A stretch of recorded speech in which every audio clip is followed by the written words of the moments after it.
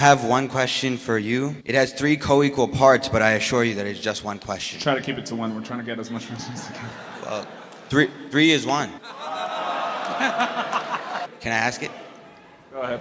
Would you agree that the concept of the Trinity has evolved over time? What do you say about Revelation chapter 22, verse 18 to 19, where it says, I warn everyone who hears the word of the prophecy of this book. If anyone adds to them, God will add to him the plagues described in this book.